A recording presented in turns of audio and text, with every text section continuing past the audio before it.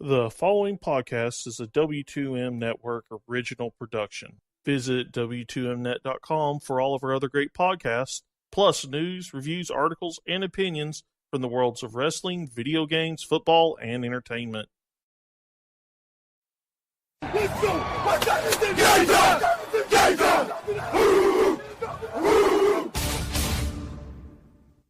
It's gonna be a football game tonight now. No doubt. It's gonna be a football game here. Okay. I done been here before. All right, let's go, baby. Toss to White. He's in! Patriots win the Super Bowl! Brady has his fifth! What a comeback!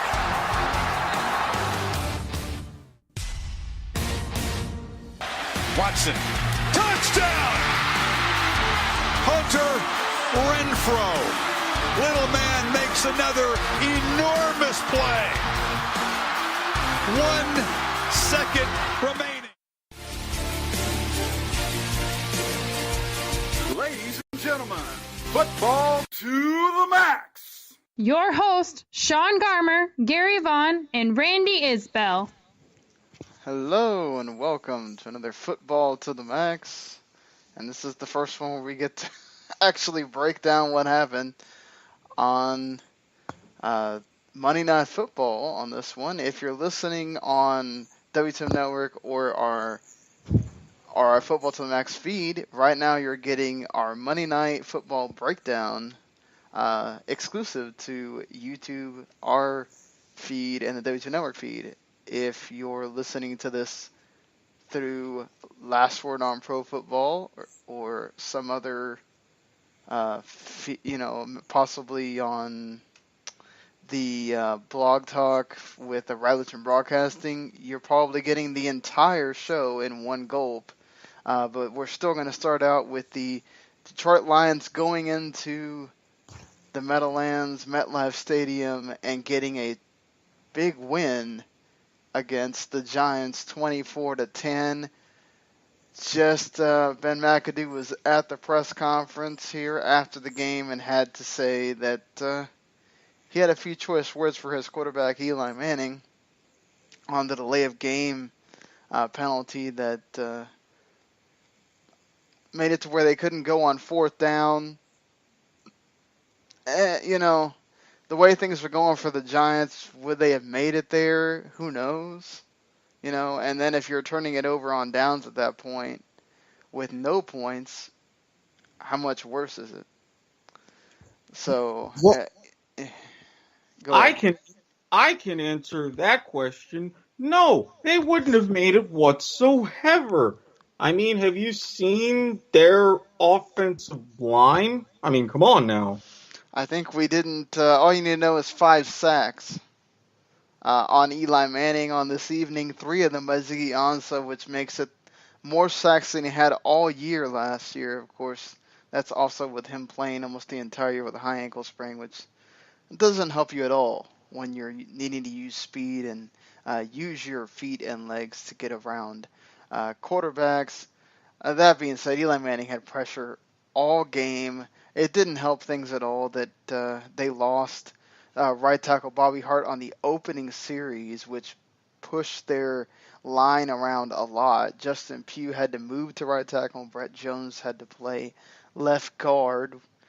And that line already had problems against the Cowboys last week. You didn't need to give them another problem on the line. And on the defense, no Janoris Jenkins in this game, and no linebacker B.J. Goodson, a guy that made I don't know how many tackles with the Cowboys last week either.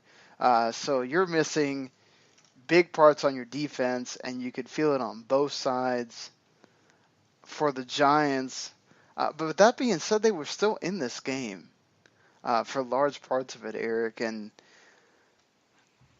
I feel like you can say what you want about the defense, allowing touchdowns and special teams allowed that big punt return that put them in a big hole and pretty much iced the game.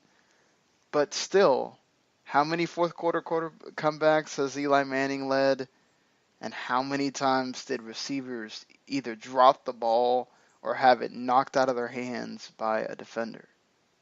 I mean, Odell Beckham Jr., ankle and all. Oh, that was a whole big lead up to whether or not he would even play tonight. Well, he did, but just like he dropped 8 passes during the regular season, 2 in the playoffs, he had a couple of big drops tonight, including one on 4th down. Brandon Marshall, whose name you hardly heard called, one big opportunity in the 4th quarter as the Giants still have a reasonable chance. He drops a pass that would have been at the very least close to a touchdown.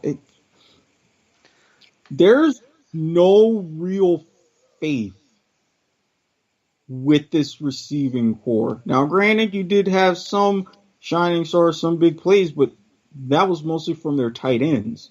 As far as these wide receivers, Evan Ingram is supposed to be that play that they give Ingram where nobody knows that he's in the backfield and then he just runs straight through to get the touchdown was a great play call on that one.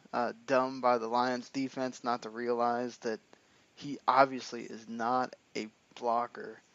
But then you have the dumb decision by Ingram to do the crotch grab, which gets him the 15-yard taunting penalty, which makes it really easy for the Lions to get the ball at the 45-yard line because of an illegal procedure.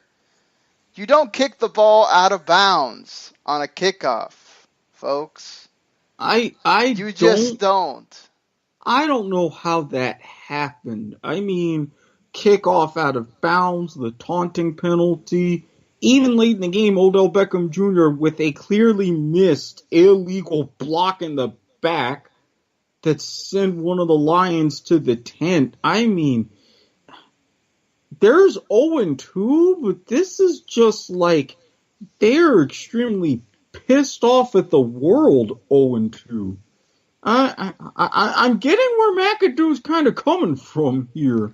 Well, I mean, that delay of game, obviously, Eli Manning, you should know what the play clock is. I totally get him on that one. I don't think that that's throwing the guy under the bus.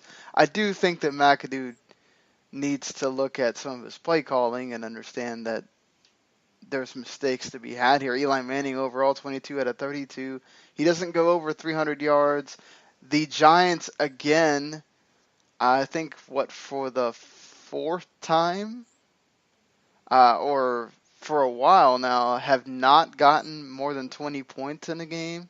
4th, try 8th.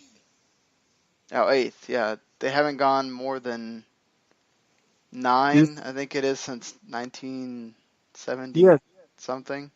This ties their longest streak since the 78 and 79 seasons, where they moved into the old Giants Stadium. They were still breaking that in fresh. In 79, you remember a guy named Phil Simms? Oh, that's the year he was drafted out of Moorhead State.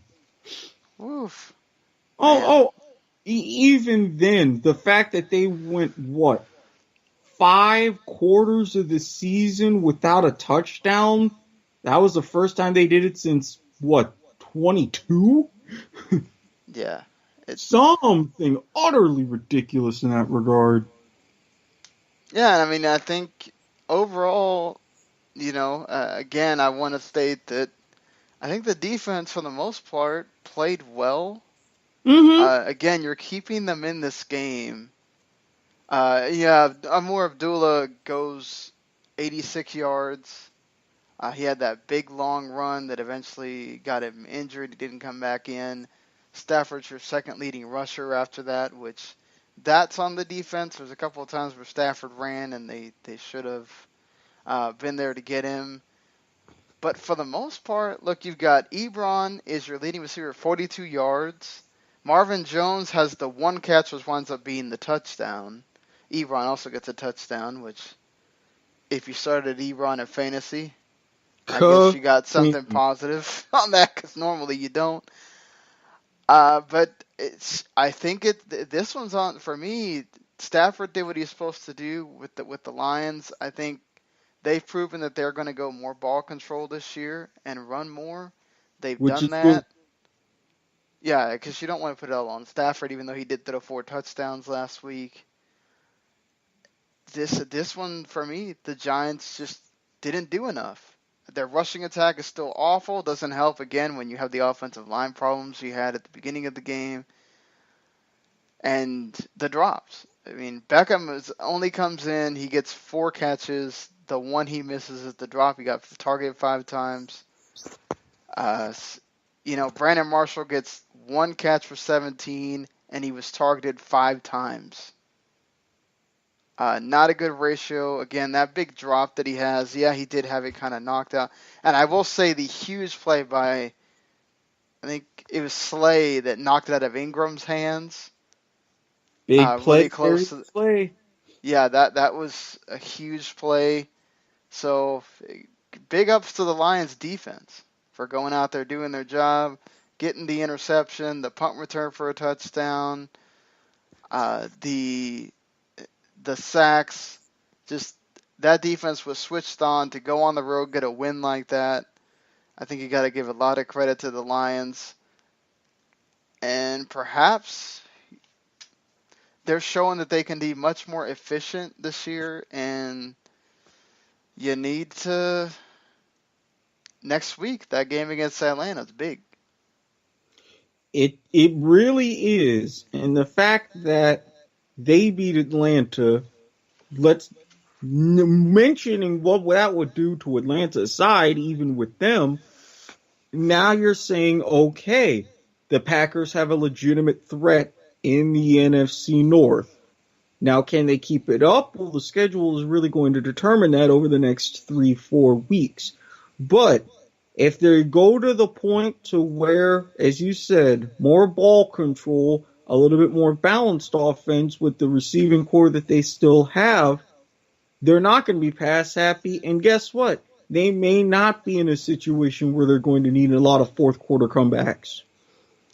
I mean, I think Stafford and everybody knows what you're going to get into with the Falcons, right? You're going to have to put up points. And if there's a team that can certainly do that, it's the Lions.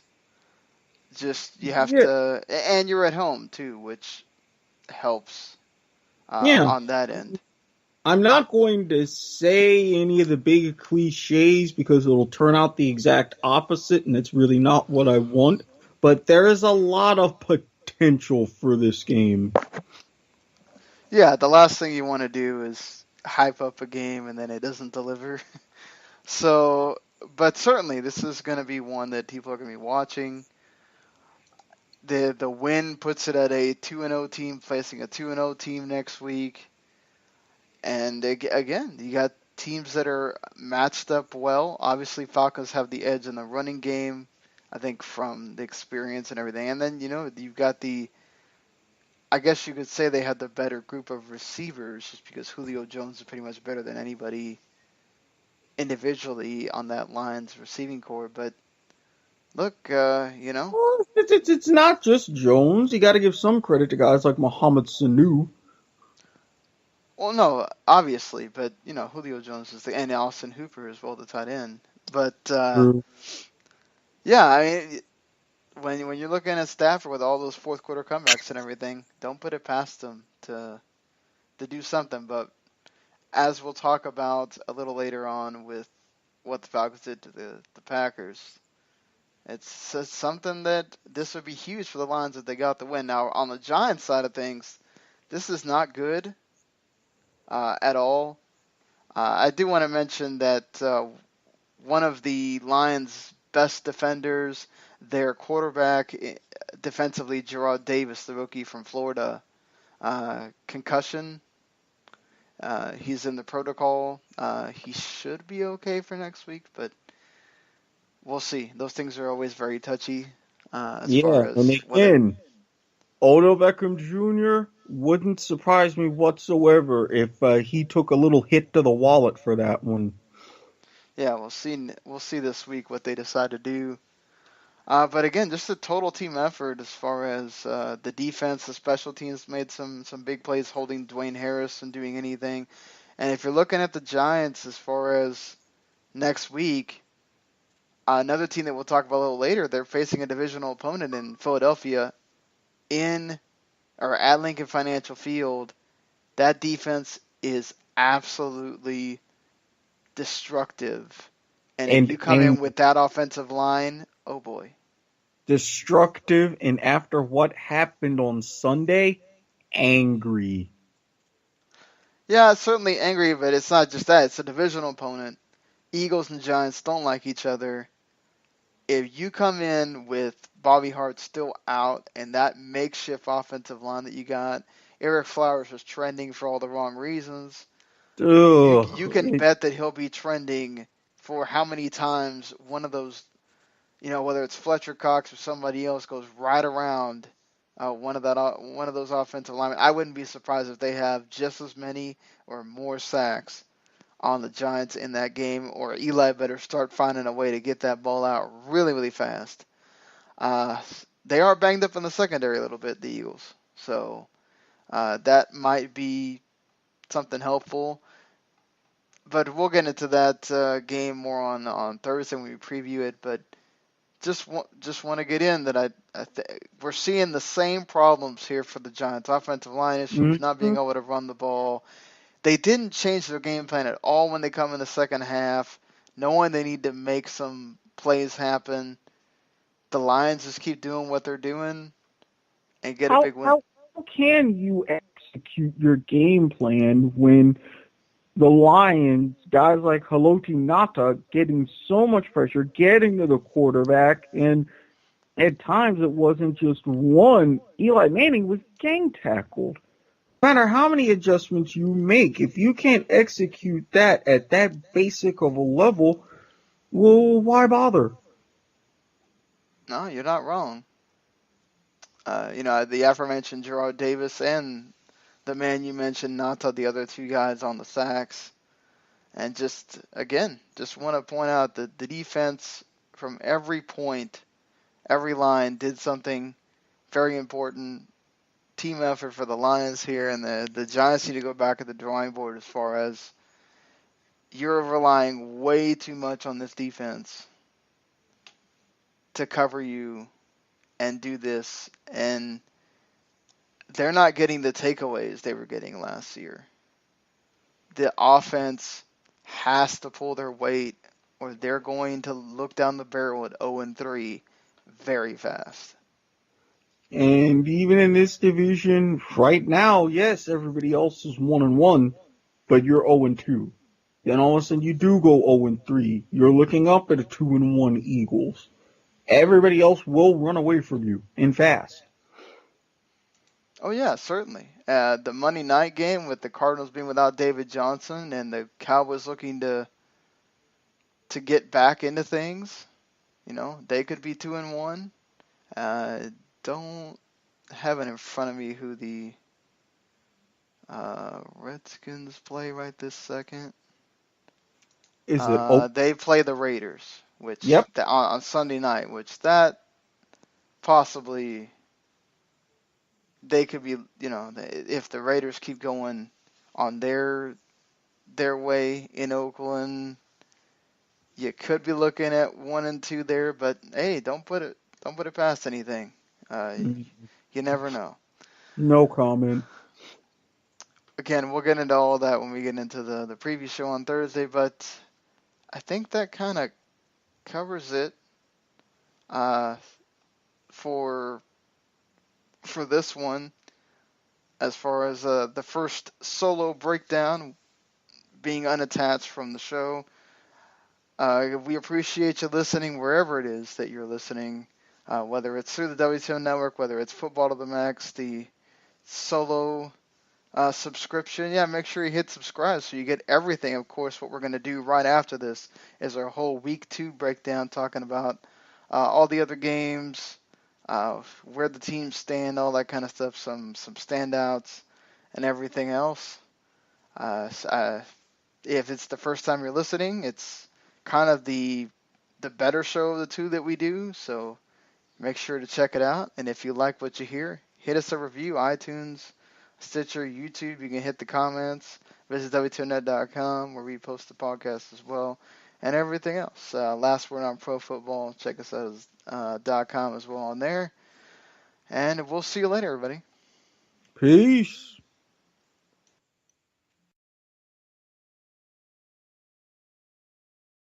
The following podcast is a W2M Network original production. Visit W2Mnet.com for all of our other great podcasts, plus news, reviews, articles, and opinions from the worlds of wrestling, video games, football, and entertainment.